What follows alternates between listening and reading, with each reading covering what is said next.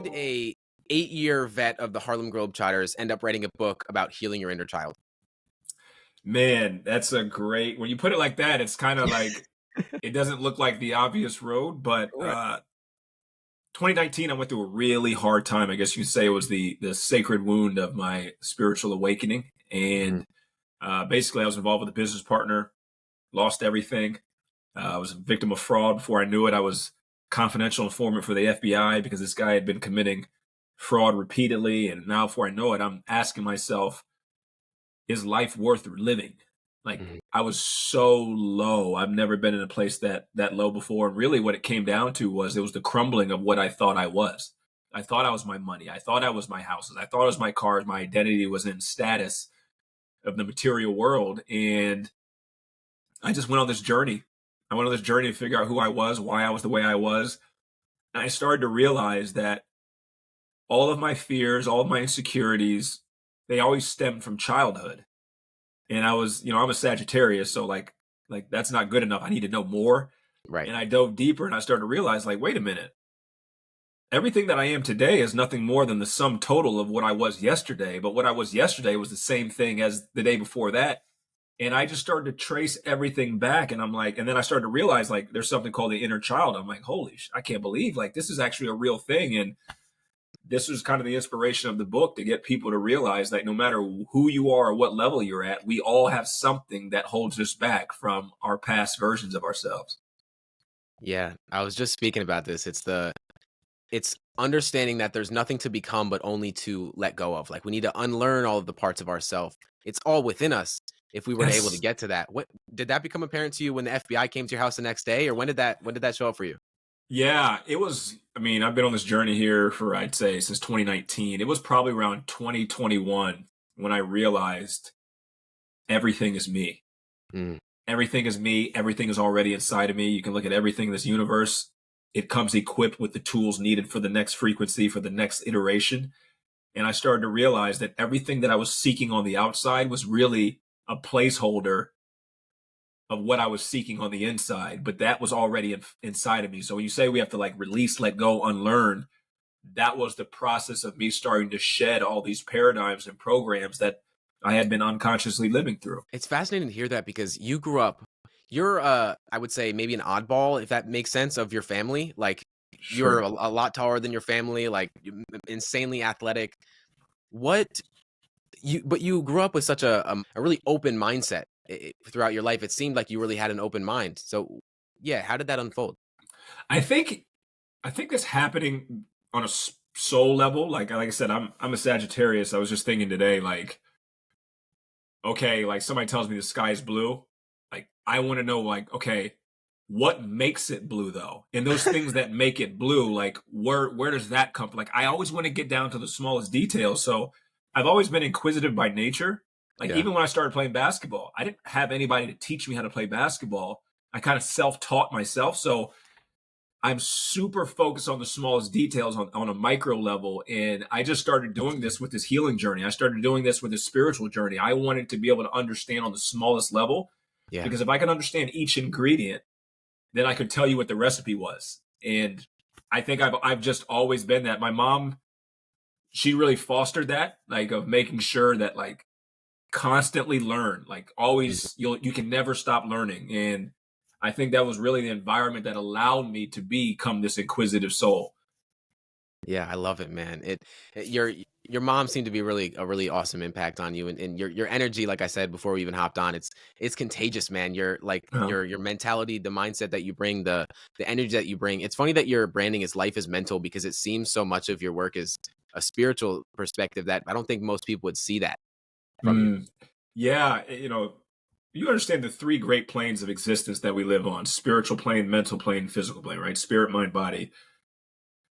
The awareness moves from the top down. Spirit is consciousness, pure awareness.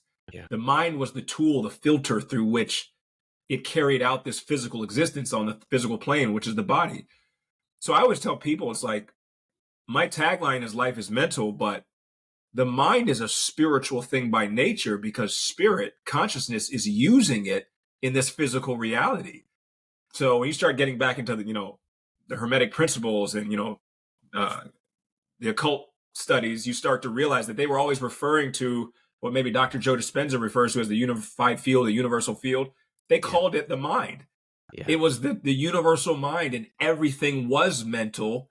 And I now have to kind of dumb it down a little bit just because a lot of people don't understand. But like when I say life is mental, no, I'm literally saying like everything is mind. There's no thing that is not. Yeah. When I read Breaking the Habit of Being Yourself, I often recommend that to people from a perspective of just read the first half of the book. Forget the second half even exists. The first half will break your mind open to an extent that, similar to what you're saying, you can't comprehend it. And there's no words to explain it. And so trying to put that into words is really difficult, man. But one thing that I want to know from you is, before you went to the Globetrotters, you were at the New York Nationals for a year and just like lost. How did that shape your mentality after the fact? What was that like going through it? That was tough for me because I came from successes of college, right? Right. Conference player of the year, All-American. And now I'm at the complete polar opposite of I'm losing every night. People weren't coming to see the National. They were coming to see the Globetrotters. So what it taught me, well, really what it refined was my muscle of perseverance to just keep pushing, right? You had a goal, you had a dream, and sometimes life gives you your dream. You thought it was going to come in a shiny box, but it came in a crumpled up brown paper bag. But your dream was still there. My dream when I was 10 years old was to play professional basketball, to get paid playing basketball. I was accomplishing it, but the ego had developed these expectations that I couldn't see it. And then as the year went on, I remember I asked my dad, I'm like, man, I told him, I was like, I don't want to do this anymore. He was like, yeah, but aren't you doing what you had dreamed to do? And it like allowed me to step back and realize like, no, I am doing it. Right. And then when I started to like basically look at it from a state of abundance, of gratitude, the opportunity then to come over to the Globetrotters presented itself. It's insane, man. It's such a gift to hear the approach that you've taken and the inward journey that you've gone down. And it seems for a lot of people, they have to achieve everything that they thought they wanted to achieve to realize that it wasn't everything that they wanted. And for you, I'm assuming, and for a lot of people, I would say a lot of athletes too, we're driven by I'm not enough and scarcity and trying to become something more. And it seems now you just come from a state of just I just feel the love from you, man. So like, how is that developed?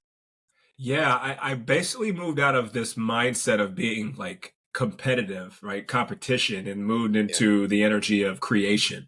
When I started to understand that creation is my divine nature, it's our divine nature. The universe is constantly creating anew. Every time that I was coming from a place of competition or being competitive, I was actually energetically saying that I'm not enough as I am. So I need to beat you so I can then think that I'm enough. And that's the complete antithesis of what we naturally are. So it's helped me to be able to really turn the game. It's me versus me. So like my goals now aren't like, oh, I want the goal on the outside. I'm using the goal as a way marker to give me permission to create a new version of me that would have to become in order to manifest this desired reality. Yeah. I think you did. Was it 5 days in a darkness retreat? Yeah. 5 days. Yeah. I can imagine that was like an internal journey, such a massive awakening. Where was that when you realized that you didn't love yourself conditionally or unconditionally? I thought so. Yes. If I'm being honest, like, I mean, I was in there, I went in Monday, it came out Friday. I could have left Tuesday morning. It was literally within the first 24 hours that I realized you don't accept yourself without conditions. You don't. You'll accept yourself if business is good, if you got followers, if this is going, but you don't accept yourself. And that was like, oh my goodness, I didn't realize that this is underneath the surface. This is the current that's flowing. And that's when I really set on a journey to like figure out like this thing called the inner child and like figure out like, how do I reconcile this part of my mind? Fascinating. And I tried to sign up for one. I think it's in Oregon. They're booked out for like what seems like a decade, man. It's insanity. I know it. Yeah. Everyone's doing it. And they're having revelations like you are, where I heard you speak about that on a different podcast. And it almost set into me where sometimes I think that for myself, if I don't work today, I'm not enough. Or if I don't do this today, if this podcast didn't go the way I wanted it to, man, I'm not being the best that I can be. And sometimes Yeah. trying to be the best version of yourself is almost counterintuitive because you're not accepting yourself for who you are at its core. So dive into the inner child. Why is that the emphasis of what you're trying to speak on? Yeah. When I say inner child, I'm really just talking about any version of you from the past. So people think, oh, I had a guy tell me, well, I had a perfect childhood. Yeah, you may have had the perfect childhood, but that doesn't mean there aren't things that have distorted your perspective and your self concept. Mm, And I always tell people, like, trauma is relative. You don't have to have yeah. cigarettes put out on you for you to have inner child wounds. I came from a great household. I had two loving parents, but that didn't mean doesn't mean that I don't have parts of me that have a distorted self concept because I only got told what I didn't do right. And it was done from a place of love, of holding me accountable. But now, subconsciously, what this does is I only look at the things that I don't do well in life. I only look at the things where I fell short.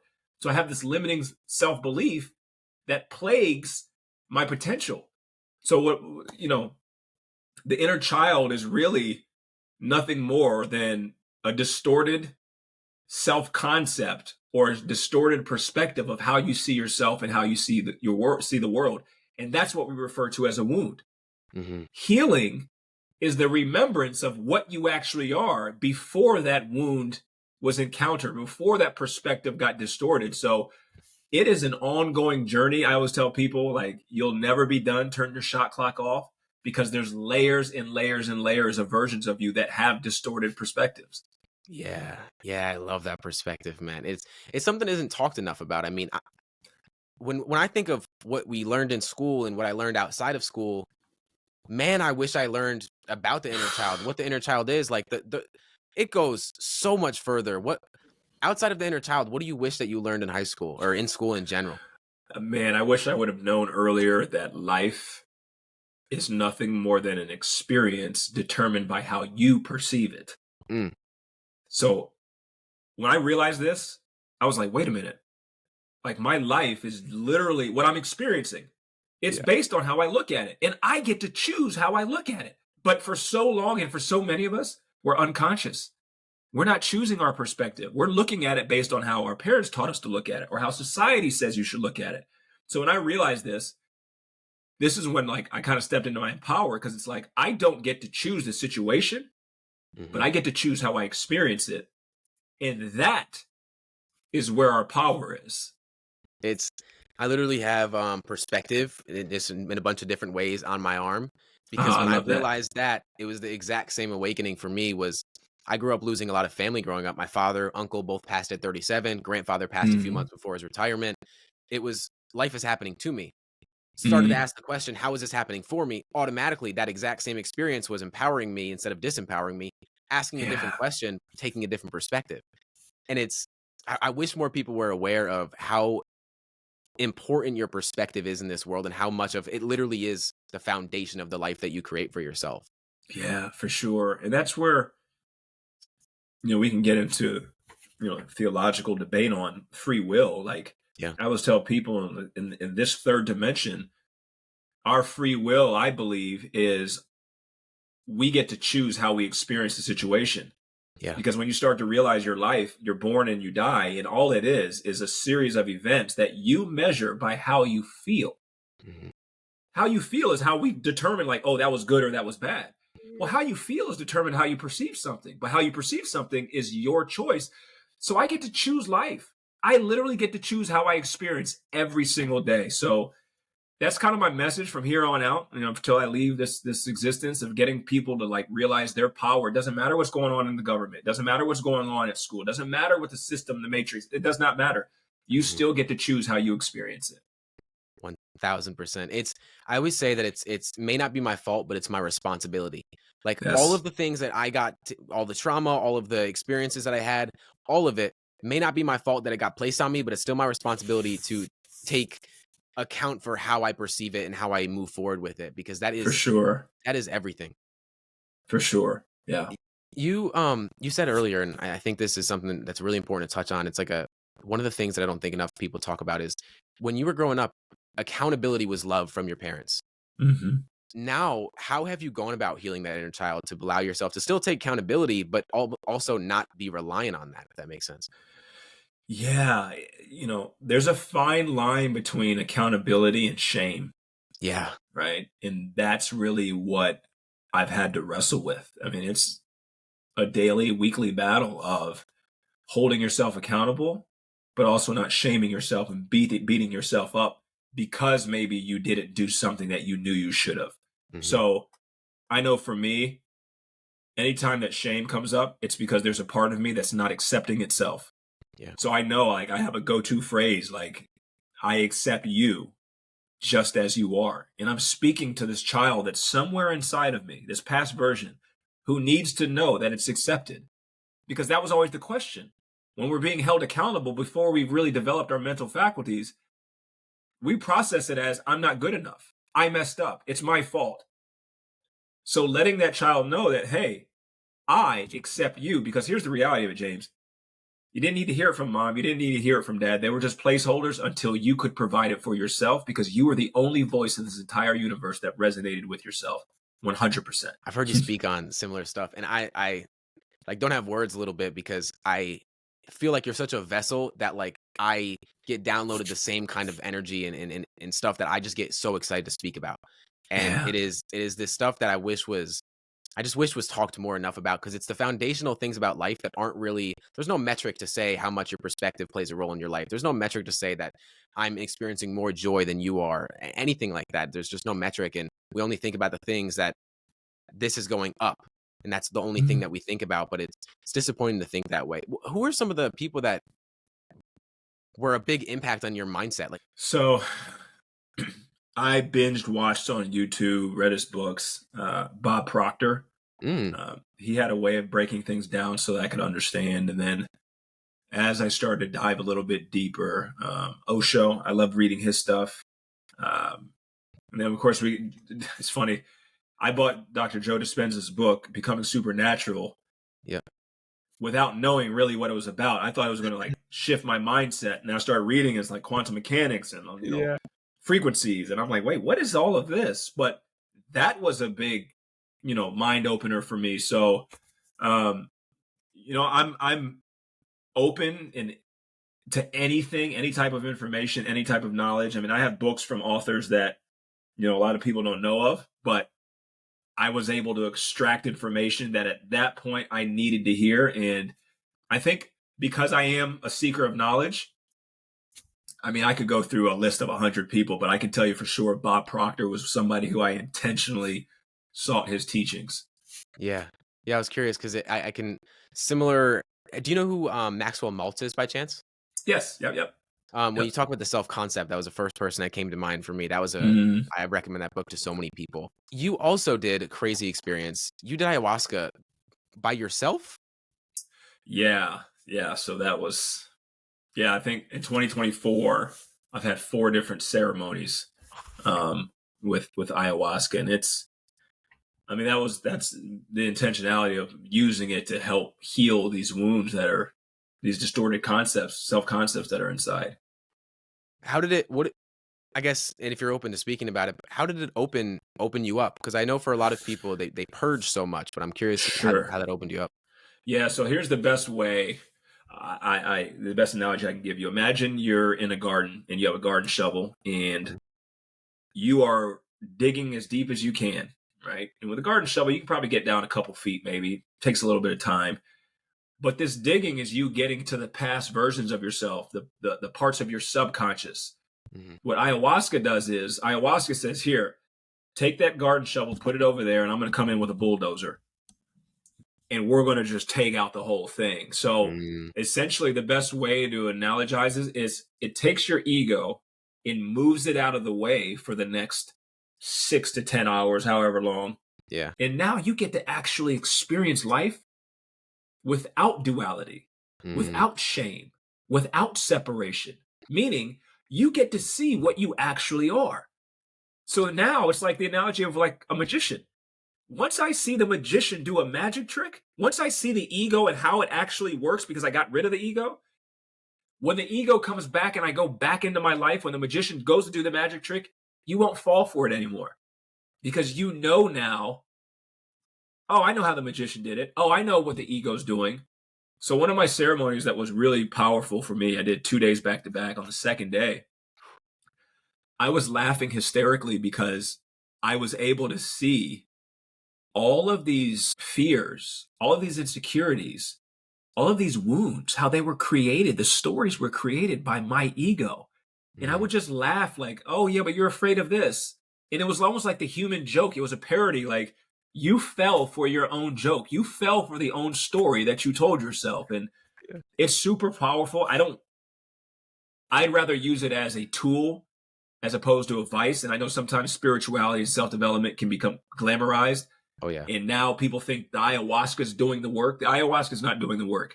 It's only showing you what you already had inside of you. But if you do the work beforehand, the ayahuasca can, I mean, it can get you to levels that it just, quite frankly, it's not that you couldn't have got there without it. It just would have taken you some time. Yeah, if you do it and you're not open, you're just experiencing a really destructive experience, it seems, from a lot of Ex- people. Exactly. Exactly. What do you feel from that experience, or from any kind of experience like that? Like, what do you feel you wish people knew? And I guess from a Mm, perspective of it, because it's hard to explain the experience, like you just said, like you explain what it does, how it opens you up. But I guess yeah. a better question would be, when you're in the moments when you are telling yourself a story, how do you break yourself out of it? I zoom out and this seems, you know, simple, but I just tell myself, remember that it wasn't real. It wasn't real. It's only real because you believe that it is. Yeah. But one thing with plant medicine, anyone who's ever you're listening to, you ever experienced this, it's almost like you get to see another side of reality. You get to see another side of life without the distortion, without the shame, without the guilt, without the ego. And you're like, oh, there is something that's more pure than what I've been experiencing. So now my job, this is what integration is. When I go back into the jungle of life, my job is to be able to zoom out. Because what happens is slowly over time, the bills start piling up, and then relationships and all of these things of the human experience start clouding your mind. And now it's right up on you. It's having that awareness to zoom out and remember, like, oh, this isn't as serious as I thought it was. This is all just a story that I've been telling myself. Yeah. I often say that coaches are kind of like, when your problems are that close to you, they kind of move your hand and they're like, hey, you're too close to your problem, dude. Like, you could That's see a exactly path it. past it, but you are the problem, which is the most difficult part about overcoming that. That's it, for Did you, sure. was that your intention when you got into coaching after you left basketball? Man, I never intended to get into this field, Dang. and Yeah. I never did. You know, I always enjoyed helping people. To be quite honest, I didn't even know that this even existed as a profession. I didn't know I could do Yeah. this for a living. I had no idea. And I remember I called a guy that I mentored, and I was like, "Hey, I think I'm going to be a coach." And he goes, "Yeah, that's what you are, right? That's how I see you." And I'm like, Right. I had no idea. So it was never my intention. I always say, like, it was ingrained into me on a soul level. Like, this is what you're here to do. And really, at the end of the day, like, when I got to 2019 and I got so low and I knew how it felt to be down and out, and then I was able to get myself up back on my feet, it was like, I can't not help people now because I know exactly how it feels to be down and out, to question whether or not you want to live life, wondering how you're going to make ends meet, to have these limited, this limited self concept and self doubt just overcome you and overwhelm you. I know how that feels. I got to help people as much as I can now. And this is kind of what you're seeing now. Yeah. It's I always say that I don't feel pushed towards something. I feel like pulled towards it. Like, it's Hmm. like there's no resistance to it. I feel like it is a requirement. I have to do this thing. And I feel Yeah, one of my first coaches told me that you do a disservice by not bringing your unique gifts into the world. And I think by giving that to other people, you give, or by doing it for yourself, you give other people the permission that they probably don't really need, but they feel they need to do it for themselves. for sure. For sure. I love that. Yeah, that's good. Your first book was in 2019? Actually, I wrote a book in like 20, I want to say 2015, maybe. Oh, the Yeah, it devotional was was 2019. the devotional of 2019, but I wrote a book on, it was called How to Push Your Child Without Fouling. Mm, And it was talking about, like, because I was dealing with youth sports. I was a basketball trainer. So I was dealing with parents and like the pressures that they would put on the kid. And like, Yeah. so I wrote a book about that. And then when I went through everything in 2019, I wrote the devotional. I was still pretty, wrapped up in the Christian paradigm, but I wrote that book. That was just my journaling sessions that I would write every single day because I was in such a low state. I didn't know what to do. I would just start writing as inspiration to myself. Yeah. And before I knew it, I had 100 entries and I turned it into a book. So I say that to people because I wrote that book in the lowest, darkest time of my life. Yeah. I find most of the books that people write, at least I've had a lot of authors on this show, is that they're writing the book for themselves. Hopefully it gets to, like, of course they want to get it to a bunch of other people. That's the whole purpose Sure. of it. But it's because they've gone down that path for so long. But usually the book that they get the most from isn't the book that any book that they read, but it's the one that they write. I'm Mhm. curious, with this new book, what's the biggest Yeah. lesson you've learned about yourself? Yeah. I would probably say law number 6, the law of boundaries. So, yeah. That people don't understand. We think boundaries means telling somebody no. Hmm. Boundaries, when I wrote it, was centered around where you're putting your energy, Mm, where you're putting your attention. We don't put boundaries up on our energy, on our attention. So we'll just give energy to things, whether it's yeah. gossip, whether it's something happened and you just keep giving energy to it. And all it's doing is pulling you down. With this 6th law, the law of boundaries, it says, once you've healed this child, you now get to choose where you put your energy. You don't have to just give it to something that's negative because you're living out of an unconscious wound that's in a lower state. So now you're seeking the negativity in life. For me personally, that was the one that really resonated, that even when I was writing it, I was like, wow, like I have to do a better job of this. Is Yeah. there something that you believed at the beginning of writing it that you no longer believe after writing it? If I could go back, the 2nd law of acceptance, it would have been acceptance/accountability. It would probably been accountability because yeah, you have to accept yourself, but you're also going to have to be accountable. Like you said, like I didn't maybe create this mess, but it's my responsibility to clean it up. I didn't put the dishes in the sink, but I got to wash them now. And the only way to do that is through accountability. Mm, So it's not that I don't believe it or what I would, anything that I put in that I don't believe, it was, I would add that in for sure. Yeah. yeah. Yeah, I think accountability is similar to discipline, where it's like one of the highest forms of self-love. It's like doing the thing that you don't feel like doing, knowing that it's for your best interest. Yep.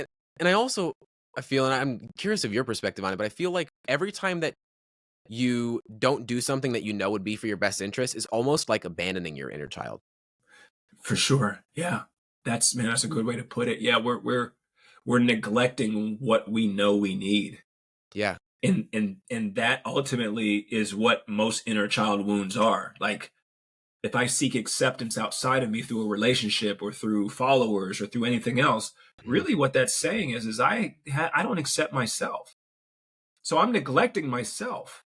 Yeah. I'm telling myself, here, go over there. And this is why it's sometimes so hard for us to heal, because that version of us, we have been neglecting it for so long. It sits in the corner. It's in the dark. And to go back in that space, it's tender. It hurts. It's scary because we've always been sweeping it under the rug. So that's where I always tell people, like, when you get on this journey of self-development, courage is going to be needed. It will absolutely be needed to go into the depths of your soul and find those parts of yourself that you left. Yeah. Yeah. The biggest part is admitting that at the end of the day, it's like you were the problem. There's another book that I read this year, that Awareness by Anthony DeMello. I Oh yeah, recommend yeah. to so many people. I think it's the one book that I feel, if you weren't to go to school, you should read that book, because like I feel like everyone needs to read that book to be considered an adult. Because the first Mm, part of the book, he talks about how the first step to awakening is realizing that you don't actually want to awaken. Like you don't really want to do it. It's the most difficult part, because then yeah, you have to face yourself. That is the yeah, most difficult part. yeah, for sure. And that's, you got to think, anytime that we awaken, anytime that we evolve and create a new version of ourselves, because every time that you heal a distorted perspective, you create a new version of yourself. Yep. That's the complete opposite of the ego. Mm, The ego doesn't want to create a new version of itself. It wants to be comfortable. It wants to be known. That's why a lot of people are scared of the unknown, yeah. because the ego operates in a state of survival. Well, when I move into something that's uncomfortable, it's unknown, the ego's literally saying, are we going to make it? Am I going to live? So we run away from it. So I have like, I tell a lot of clients that I work with, like, you got to get in the habit of doing what's difficult and what's hard. If I can run towards my fears, if I can run towards the fire, that's the same muscle that's going to be needed for me to face the parts of myself that I have been abandoning and leaving behind for so long. I heard you say love it. I love it. I heard you say, you have to face your demons and know their names too. You got to know their names, man. You got you got to go find them. It's like a dog, man. When a dog chases you, like the dog's going to chase you for sure as long as you run. But what if you turn around and you chase that dog? And you turn around and face it? It's a completely different energy now. And you start understanding how this universe works. The universe is just simply matching your energy. That's all it's doing. So if I can come from an energy of courage, if you look at Dr. David Hawkins' scale of consciousness, this map of consciousness, courage was the waterline. Yeah. That's what moved us up into this higher state of awareness. So that's why I always tell people, like, it's going to hurt. It's going to be painful. But if you can have courage, and the energy of courage says, I'm going to figure out a way. You will get through it, and you will create a new version of yourself, new versions, and you're going to experience life from a completely different energy. What do you think has played the biggest role in that for you? Like maintaining it? Because achieving it through psychedelics or something like that, right? A lot of people have done it, but to maintain it, what is that for you? I think this is my athletic background. Yeah. Somebody told me, hey, you got to go climb that 50-foot wall. Okay, well, how long do I have? There's no, like, I've always, and my dad raised me this way, like, you can either spend energy on how you can't do something, or you can spend energy on how you can do something. Yep. So I have a super developed muscle of discipline. Like, if this is what I got to do, then this is what I got to do. And, sometimes it gets me in trouble. It's to a fault, right? I end up maybe overworking myself because, like, oh, well, we got to do it. But I made a commitment to myself, and it was a non-negotiable. For the rest of my time on this planet, I'm going to better understand myself. I'm going to figure out myself. So when I'm dead, and I told my wife, if I go before you, and if you're at the funeral, at the eulogy, all I need you to say is, he did all he could to figure out who he was. And I've made this like a blood oath with myself. And how I learn more about myself, life will do the rest. My job is to ask the questions and contemplate and reflect and see what everything is trying to teach me. Yeah, man. It's the internal game. That's success. Like, that's success to me.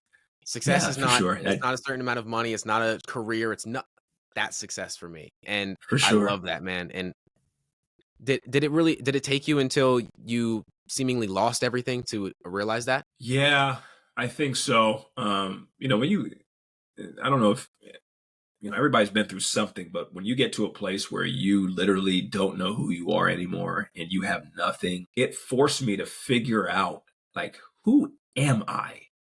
And how do I get myself, my family, how do I get us back on our feet? And thankfully, because of my sports background, I had a developed muscle of discipline and willpower. Yeah. I'm going to figure out a way.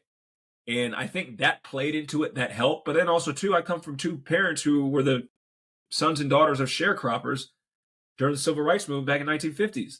So they instilled in me, you got to pull yourself up by the bootstraps and do what you got to do sometimes. So I kind of had that already ingrained in me. But when people start understanding that your mind, one of your faculties is willpower, we all have this ability. The question is, will you develop it by doing things that you really don't want to do?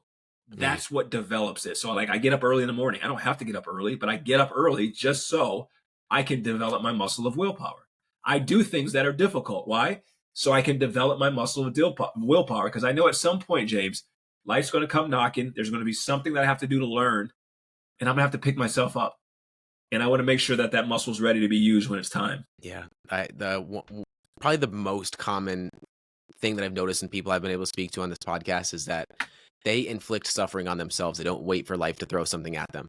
It's like, if you're not doing hard things, you don't do it because you're going to get a serotonin boost from the cold plunge. You don't wake up early because, like, of course you want to get more work done, but it's doing the thing you don't want to do because your reputation with yourself builds every time you tell yourself you're going to do something and you do the thing. Yeah. We don't see it from that perspective though, and I wish that was talked about more.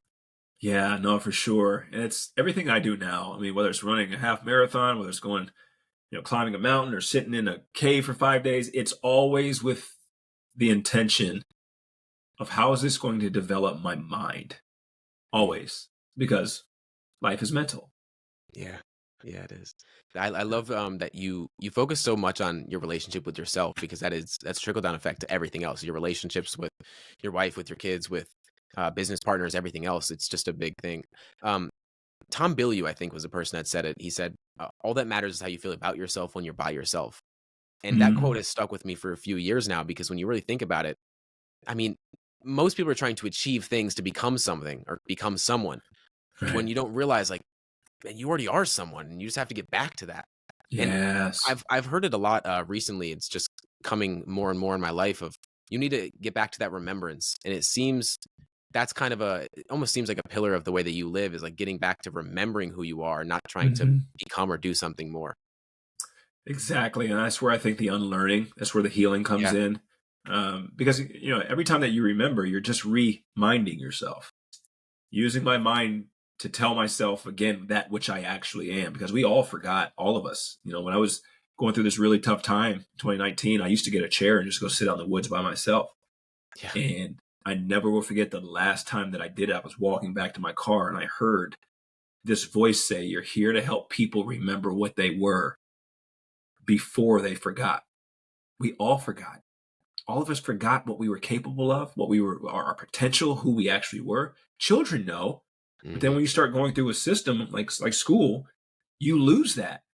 Yeah. So now it's like I do this with my kids. It's like trying to teach them like who they are because intuitively we all know. This is why Mm. we seek to know ourselves on a subconscious level. We know really what we are. It's a game of hide and seek.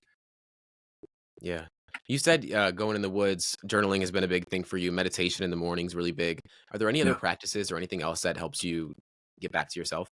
Yeah, I have been intentional with like stillness. Mm. Like eyes open, no phone, no journal, nothing, just sitting there, looking out a window.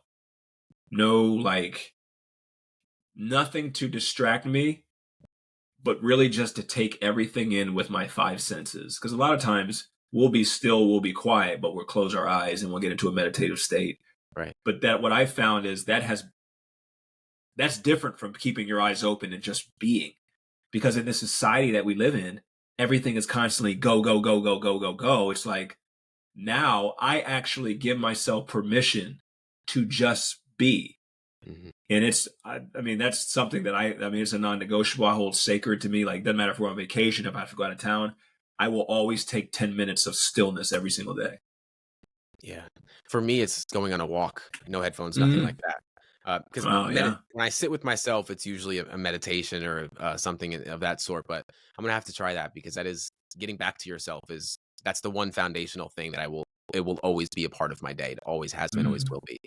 Yeah. And so from the new book, outside of Law 6, we talked about Law 2. What else from the book do you feel like is just top of mind for you? Yeah.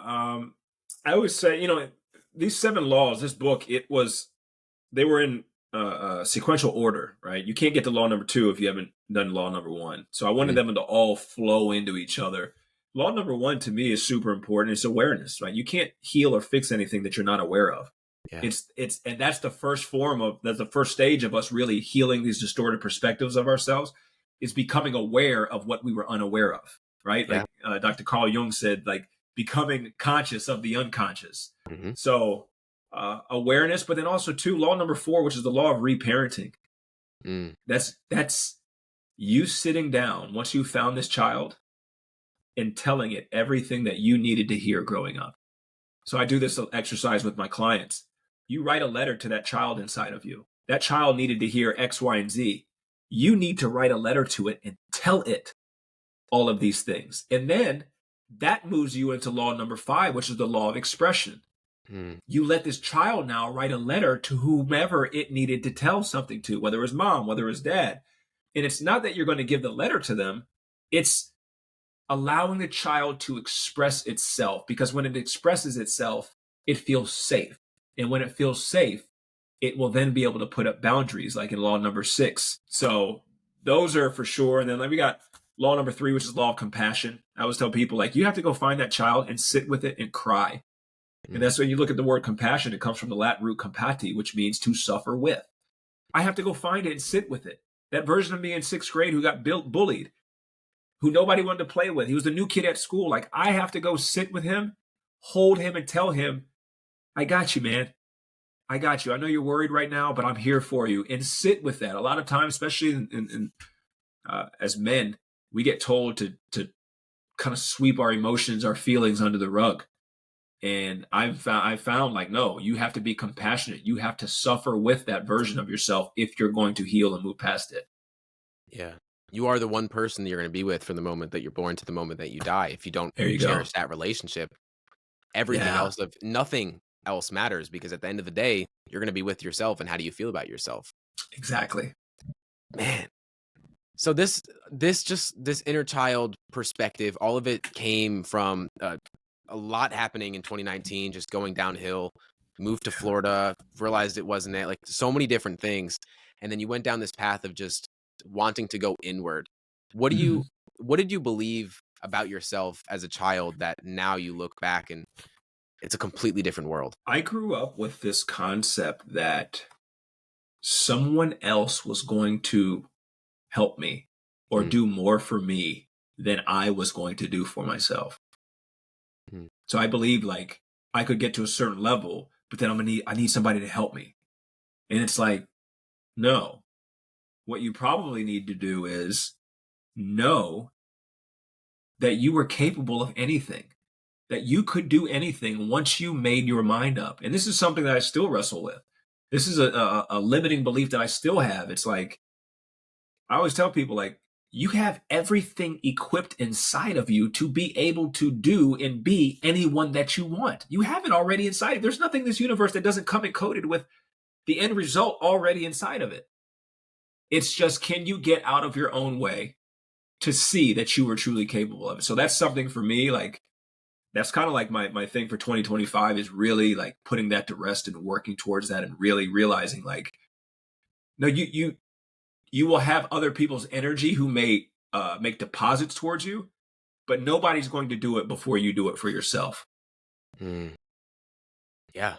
Yeah. A perspective I like to take, it sounds similar to you. It's not if it's going to happen, it's when it's going to happen. If you leave it up to if it's going to happen, it's not going to happen. But if it's when it's going to happen, life just unfolds exactly how it's supposed to.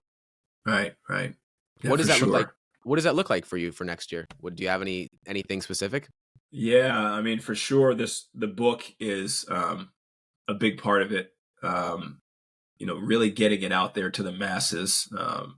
It's only been out for 2 weeks, and it's doing, I think it's like number 88 on Amazon's bestseller list of spiritual self-help books. And I really haven't marketed it yet like that. I plan to really hit it hard in 2025. But and then really, my journey of coaching and helping people is nothing more than a reflection of where I'm at in my life. That's all it is. So it's like, when I was super into the spiritual teachings, then that's what I was helping and teaching people. And now I'm more of like, okay, we have this spiritual understanding. We understand how our mind works. Let's create the realities that we want on the physical plane. And I have an affinity for business owners and entrepreneurs, because that is ultimately self-development in the form of a business. Like, so I think for 2025, my intention, my goal, I actually started an elite mindset group coaching program to be able to help entrepreneurs with limiting beliefs, self-doubt, and how that plays into sales and marketing, and why you won't, make that DM because you actually are feeling like imposter syndrome, like working with that side of it and putting it all together and helping people and really helping myself. That's kind of the goal for 2025. And really taking everything to the next level, because my goal is to get to a level that what we're talking about right now, I will have enough influence to help the past versions of myself who would have looked up to me. That's kind of the goal here. Yeah. I love it, man. I love it. I think it's such a massive thing, because what we learned in school is it's nowadays you just need to unlearn it and relearn it from someone else that actually is learning it from a a standpoint of stuff that we actually need in our head, not all the things that we did take on. And um, man, I love that so much. I think it's really impactful. I think someone told me once that entrepreneurship is like the fastest way for personal growth because like For you're sure. seeing straight in front of your face, are you doing the thing that you said you would do? Because if you're not getting the results, like at the end of the day, what role am I playing in this is a question I always love to ask myself. And that's Yeah, the great way to do it. That's for sure. for sure. That's a good way. Yeah, and it's been, and I never set out to be an entrepreneur. Like nobody in Yeah. my family's an entrepreneur. Like that was never the goal. But now I'm seeing why. Like, no, this was the fastest way you were going to develop, so you could help people with what you do. Yeah. Yeah. Okay. I have two more questions for you. Yeah, yeah, Um, sure. First one is some of the first players you worked with, I think were Paul George, Aaron Gordon, a bunch of others. Yep. And then when you first started coaching younger kids, you went from like 2 people to like 300 within like a year. Like, what were some of the noticeable traits or characteristics that you saw in those kind of people? Yeah, they had I guess the word to use is almost like a self-concept that would be perceived as delusion. They saw themselves bigger than anyone could have ever imagined. Like Mm, that's one thing I've learned about pro athletes. It's like they're almost what we would deem as crazy. Like they think they're larger than life, yeah. but when you start realizing you're only going to be whatever you believe you are, they have to do this. This I look at it like a gift. Yes. But there's also the back end of it now that I work with a lot of these athletes. A lot of this delusion that they use to fuel themselves and get to the level that they're at was actually done unconsciously out of a wound of them not feeling like they were good enough as they were. Yeah.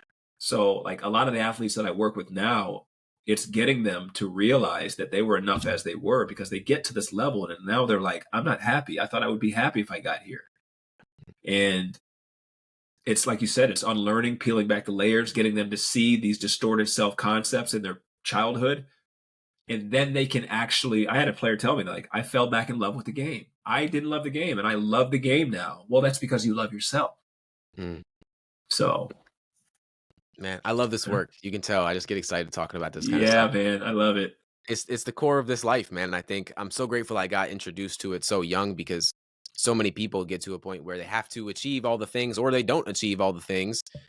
And then they still end up back to the place where you need to be reminded of who you were and everything, man. I love it. I think the delusional optimism is something that a lot of entrepreneurs have as well. I For think you have sure. to have it. If you don't have that delusional optimism to believe what is possible, I mean, your mindset's already checked out, so you never even start. That's the For problem for sure. most people is they never even start. For sure. For sure. Last question for you is a question I ask every guest. My Yeah. question to you is, what belief are you currently unlearning? Yeah, I have a belief that I need someone to help me with business because nobody in my family is an entrepreneur. Mm, Nobody, nobody taught me. I need somebody to show me. That's just a belief that I have. I don't do that with basketball. Never have. I need somebody to help me. Basketball is like, no, I don't need anybody to help me. I'll score 60 points if I have to. Well, I will figure out a way for us to win this game. But yeah. then I'm starting to realize that there's this limiting belief that I have with business. And it's just a perspective. Yeah. It's not actual truth. So that's like, I'm excited. When I uncover limiting beliefs, I'm like, yes, it's Christmas time. We got something to unlock here. Because I know once I deal with that, I've just created a new version of myself without that limiting belief, and it's game over. So that's probably something that I'm unlearning right now. If I had to put my finger on it. Yeah, I love it, man. All your links to the book and socials, everything will be in the show notes, of course. But anywhere Awesome. you'd like to direct people? Yeah, I always tell people everything is at DG Mindset. All my socials: Instagram, TikTok, LinkedIn, and then my website is dgmindset.com. I always encourage people to send me a DM. I try to answer all of them whenever I can. Sometimes they get buried. If I've been on in a couple of days, I have apologies to you when you had sent DMs, but I always try to make sure that I get to everybody because I don't, my goal is, James, if I'm being honest with you, I looked up to athletes growing up and I'd watch them and I wonder like, what kind of person are they? Are they a nice guy? And I'm like, I realized, because I get DMs, people tell me you've helped me so much. I really want them to understand that I'm just like you. Yeah. Don't put me on a pedestal. Like I am literally just like you. So I always encourage people to DM me. Yeah, man. It's so funny that the core of this podcast is trying to humanize people like you. It's No, we wow. put people on pedestals and then we see ourselves as the person that's almost there. Maybe we could possibly get close to it, but we're never going to get there. Yeah, no, And no. Yeah. understanding that again, it's just going back to that realization that it's a belief. That's not the reality of it. That is the perspective that Yes. you are taking on life that is keeping you stagnant. Man, Yes. I love it. Thank you for your Dude, time. of course, man. You keep doing what you're doing, man. You got a good thing going here. Great questions, great energy. Like, I've been on a lot of podcasts, man. You got a good thing going here. So keep it up. Thank you, man. I really receive it. Yes, awesome.